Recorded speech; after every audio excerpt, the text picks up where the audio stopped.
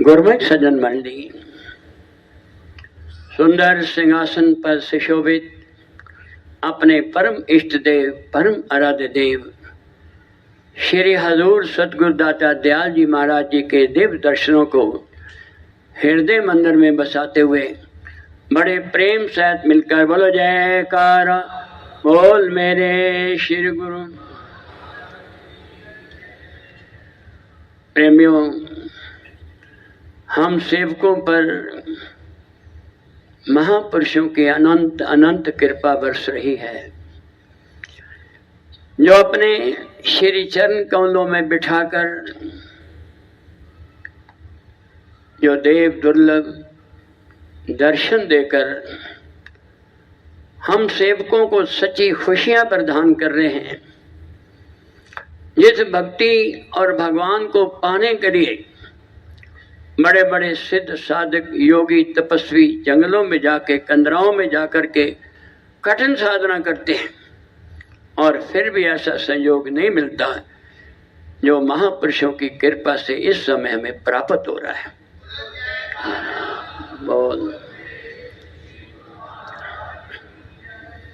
दूर धाम से आए धरा पर जग के सिरजनहार, सुन पुकार भक्तों की अपने संत रूप में लिया अवतार। नाम की नौका पर बिठलाकर भव सागर से करते पार, दिव्य दर्शन को पाकर प्रेमी बोल रहे सब जय जयकार। बोल देश विदेश में श्री सतगुरु जी ने भक्ति के खोले भंडार, वचनों का अमृत बरसाकर दूर करें मन का अंधकार। नव वर्ष मनाने सब गुरुमुख श्री प्रयाग धाम में आए हैं, देवों ने भी पुष्प बरसाकर अपने भाग मनाए हैं। बोल मेरे श्री गुरु महाराज की।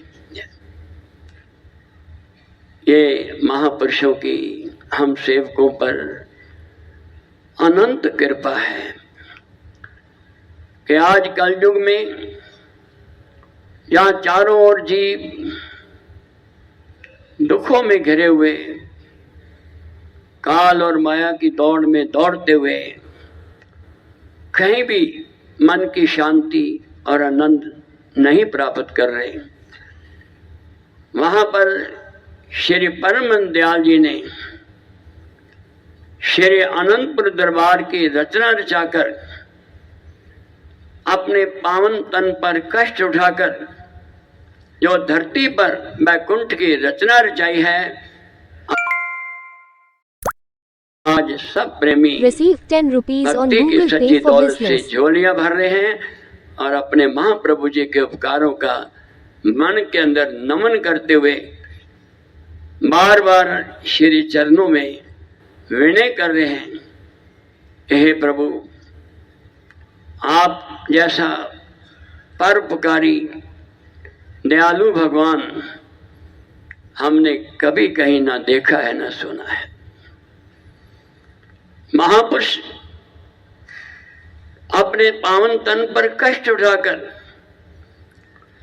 भक्तों को दुखों से छुड़ा देते हैं। हर पल उनके मन में यही विचार लगा रहता है कि हमारे सेवकों पर कभी कोई दुख, कोई कष्ट ना आए। एक बार दास ने श्री संत नगर में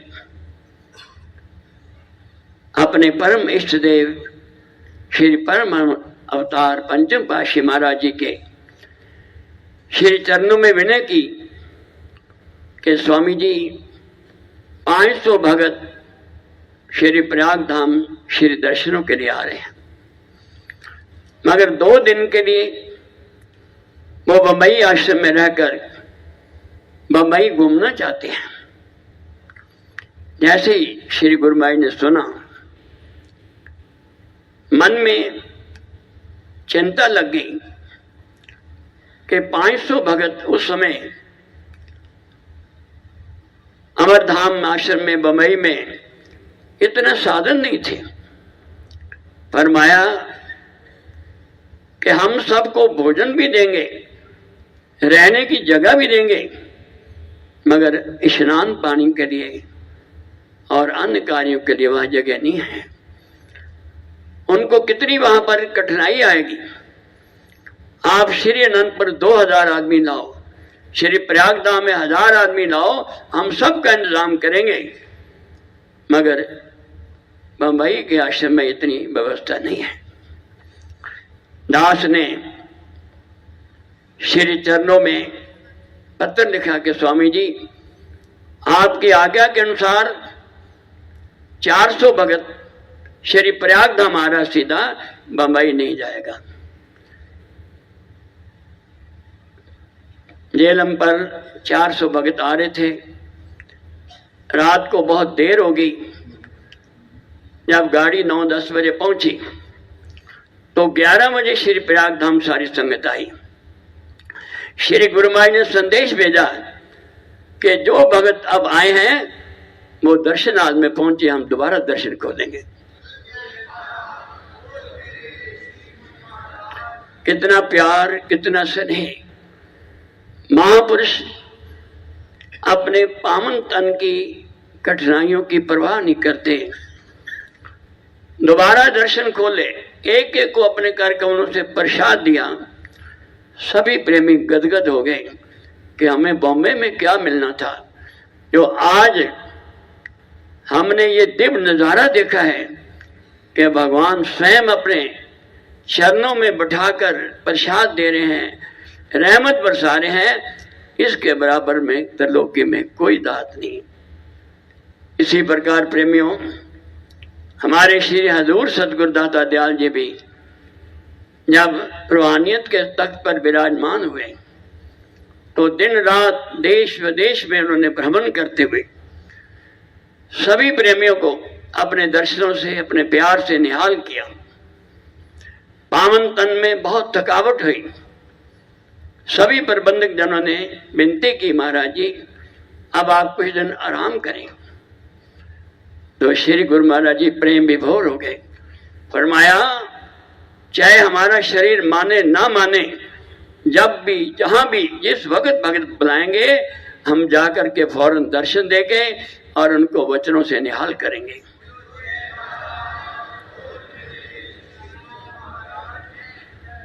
ये महापुरुषों के कितने बड़े उपकार हैं। वाणी में भी वर्णन आता है, ऊंच अपार बेअंत स्वामी, कौन जाने गुण तेरे, गावत उदरे सुनते उदरे, बिन से पाप घनेरे, पशु प्रेत मुक्त को उतारे, पाहन पार उतारे, नानक दास तेरी सरनाई, सदा सदा बलिहारे। महाराज जी ने वाणी में वर्णन किया कि हे सदगुरु, हे प्रभु, आप ऊंचे से ऊंचे हैं, अपार हैं, आपके का पारावार नहीं है, बेअंत हैं। इस छोटी सी जीवा से हम जीव आपके गुणानुवाद नहीं गा सकते। आपके गुण गाने से, सुनने से जीव सब बंधनों से मुक्त हो जाता है, कर्मों के बंधन छूट जाते हैं और ऐसे अपने प्रभु से मिल जाता है जैसे इस समय हम सब अपने गुरु महाराज जी के चरणों से मिले हुए हैं।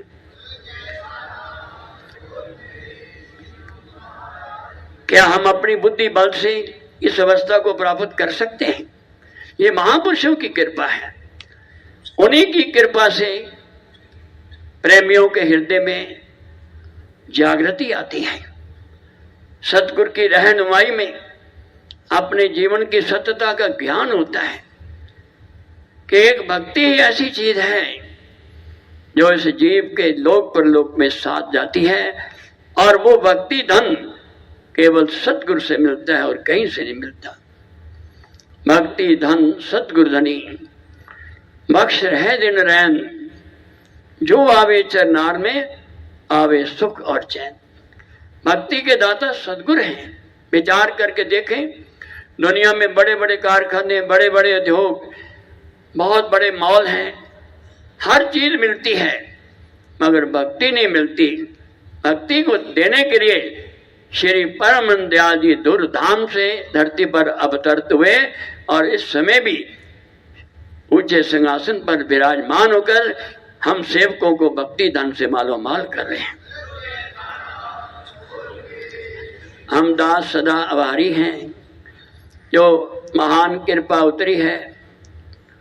महापुरुष ही नित प्रति अपने बच्चों की रोशनी देकर फरमाते हैं, प्रेमियों 2 घंटे भजन करो, ये तुम्हारी अपनी चीज है।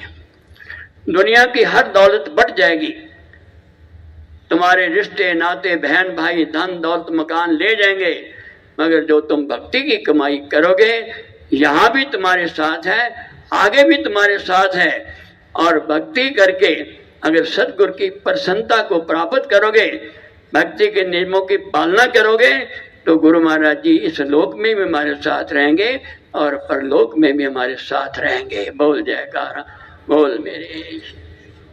प्रेमी गुरमुख सज्जन मंडली, सम्मुख विराजमान हृदय सम्राट नैनाभिराम भक्त वत्सल श्री हजूर सतगुरुदेव महाराज जी का सुंदर दर्शन दीदार करते हुए अपनी मुख रचना को पवित्र करने के लिए एक दफा मीठी व ऊंची स्वर के साथ मिलकर बोले जयकारा बोल मेरे श्री गुरु महाराज, बोलो साचे दरबार।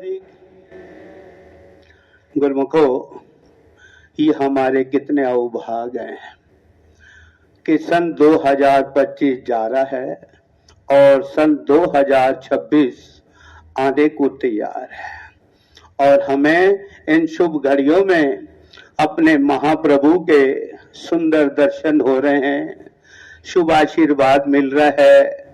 भक्ति से महाप्रभु हमारी झोलियां भर रहे हैं।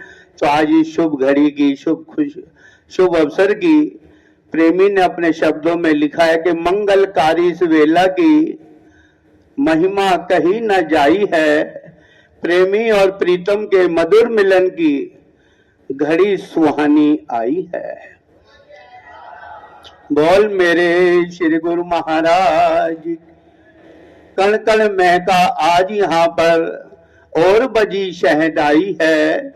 श्री प्राग सत्संग भवन में सुंदर सुंदर दर्शन हो रहे, शुभ आशीर्वाद पा रहे, भक्ति से हमारी झोलियां भर रही हैं। इन खुशियों की सबको लाखों लाख बधाई है। बोलो जयकारा बोल मेरे श्री गुरु महाराज की। गुरुमुखो,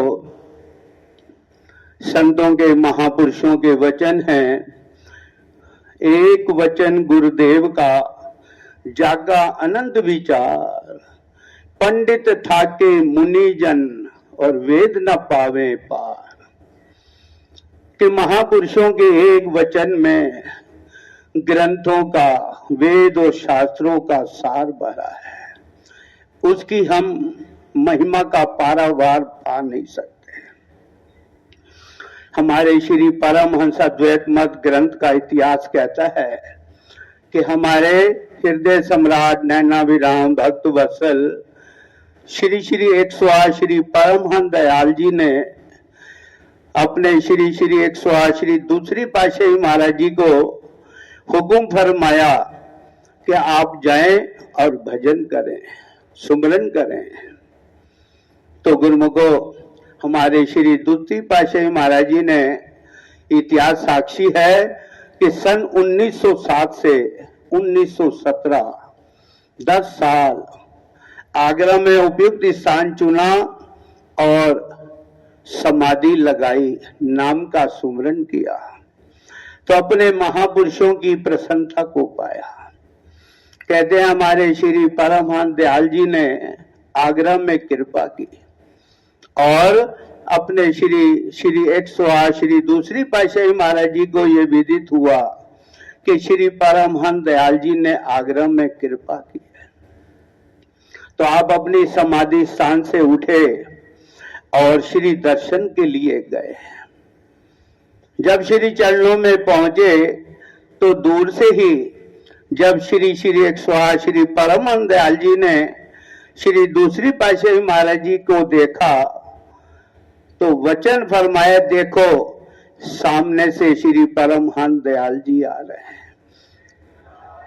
बोल मेरे श्री गुरु महाराज जी, आप इनके लिए स्थान छोड़ दो, आप इन्हें गुरु नानक कहो, राम कहो, कृष्ण कहो, ये सब पदवी को पा गए। तो गुरुमुखो, संतों ने, महापुरुषों ने अपने सुंदर वचनों में फरमाया कि गुरु आज्ञा सम न साहिब सेवा, सो प्रसाद जन पावे देवा। कि गुरु की आज्ञा के समान और कोई काम नहीं है और कोई सेवा नहीं है। आपने उनकी आज्ञा का पालन किया तो महापुरुषों की प्रसन्नता को प्राप्त किया। द्वापर युग का समय था, कृष्ण भगवान के समय। कहते हैं कृष्ण भगवान जंगल से जा रहे थे तो रास्ते में उन्हें एक धनुर्धर भीम के पौत्र बर्बरीक मिले। जब आमना सामना हुआ तो कृष्ण भगवान उस धनुर्धर बर्बरीक से पूछने लगे, भाई तुम कहां जा रहे हो? बर्बरीक कहने लगे, महाराज मैंने सुना है कौरवों पांडवों का युद्ध होने वाला है, मैं युद्ध देखने जा रहा हूं। कृष्ण भगवान कहते हैं, युद्ध देखने जा रहे हो या युद्ध लड़ोगे? तो कहते हैं बर्बरीक, तो बर्बरीक ने जब तीर छोड़ा तो पेड़ के हर एक पत्ते को बींधकर, कहते हैं वो तीर भगवान के चरणों के ऊपर आकर खड़ा हुआ। तो योद्धा बर्बरीक कहते हैं, महाराज आपने जरूर कोई पेड़ का पत्ता तोड़ा है, आप अपने चरण हटा लें, नहीं तो हो सकता है ये तीर आपके पांव में सुराख करे और पत्ते को बींधकर मेरा तीर वापस होगा। तो कहते हैं जैसे ही भगवान पांव हटाते हैं तो तीर पत्ते को बींधकर योद्धा के पास वापस हो जाते हैं। तो जब भगवान उसकी इतनी योद्धता देखते हैं तो कृष्ण भगवान कहते हैं, बर्बरीक तुम इतने शूरवीर हो तो कुछ दान भी करोगे? बर्बरीक कहने लगे, महाराज आप हुक्म करें, मेरे लायक क्या सेवा है? तो इतिहास कहता है कि कृष्ण भगवान कहते हैं, हमें अपना सिर दे दो।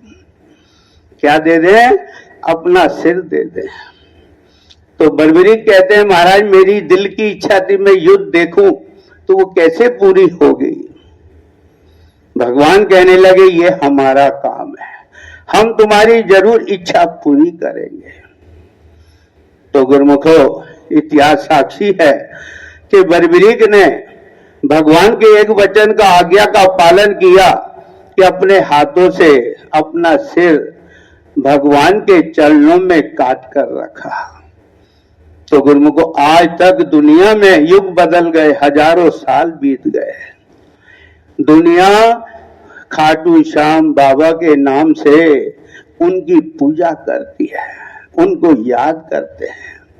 तो गुरुमुखो, उन्होंने एक अपने इष्ट देव का वचन माना तो आज दुनिया में जय जयकार है। तो गुरुमुखो, हमें भी महापुरुष हिदायत कर रहे कि हर गुरुमुख, आज हम श्री चरणों में गए तो जो भी प्रेमी श्री चरणों में गए, महाराज जी सबको हिदायत कर रहे थे, हुक्म फरमा रहे थे कि भी गुरुमुखो 2-2 घंटा भजन किया करो। तो गुरुमुखो, संतों के, महापुरुषों के वचन है कि ये तन विष की बेलरी, गुरु अमृत की खान, शीश दिए जो गुरु मिले तो भी सस्ता जान। कि संत कहते ये शरीर क्या है? ये तो एक हार चाम लहू मांस का गंदा पुतला है। सिर देने से अगर हमें भगवान मिल जाए, भगवान की प्रसन्नता मिल जाए, तो गुरुमुखो संत कहते इससे और अच्छा सस्ता सौदा होगा नहीं। और आज कल युग का समय है, हमारे लिए महापुरुषों ने दरबार के 5 नियम बनाए कि हम दरबार के 5 नियम की पालना करें, श्री आरती पूजा करें, गुरु दरबार की तन मन धन से निष्काम सेवा हो, महापुरुषों के दर्शन हो, सत्संग का लाभ लें। और जैसा आज हमें महापुरुष हिदायत करें, हर गुरुमुख 2 घंटा भजन करें, एक साथ ना हो 2 बार करें, 2 बार ना हो महापुरुष दया कर रहे हैं 4 बार करें, तो हमें महापुरुषों की प्रसन्नता मिले। केवल महापुरुषों की प्रसन्नता नहीं, हमारा जीवन सफल हो जाए। तो गुरुमुखों, और इससे सस्ता सौदा होगा रहे। एक परिवार महाराज जी के चरणों में आया और विनय की, प्रभु हम ऐसा कौन सा काम करें जो हमें आपकी प्रसन्नता मिले। तो महापुरुषों ने फरमाया, गुरुमुखो आप दरबार के 5 नियम की पालना करो, भजन करो, पूजा करो, सेवा करो, सुमरन करो, तो हम तुम्हारे लोक में भी साथ हैं, हम तुम्हारे परलोक में भी साथ हैं। बोल मेरे श्री गुरु महाराज। तो गुरुमुखो हमें ऐसा सुंदर संजोग मिल रहा है, तो ऐसे समय का हमने पूरा लाभ उठाते हुए महापुरुषों के वचनों का हम पालन करें, तो हमारा ये लोक भी सुखी, हमारा परलोक भी सुहेला है। बोलो जय कारा। बोल मेरे श्री गुरु महाराज। गुरुमुखो, जैसा कि आप देख रहे हैं कि सन 2025 विदाई ले रहा है और 2026 आने को तैयार है। तो इन शुभ घड़ियों में प्रेमी की श्री चरणों में छोटी सी अरदास है। एक बार मैं बोलूंगा, एक बार आप भी सब मिलकर बोलेंगे कि गुरुमुखों की सारी खताएं, गुरुमुखों की सारी खताएं सदगुरु कीजिए माफ, जाते जाते कह गया वर्ष 2025, इतनी रहमत हो सदगुरु तेरी, सदा रहे आपकी याद, सेवा पूजा में बीते ये साल 2026। बोलो जयकारा। बोल मेरे श्री गुरु महाराज की।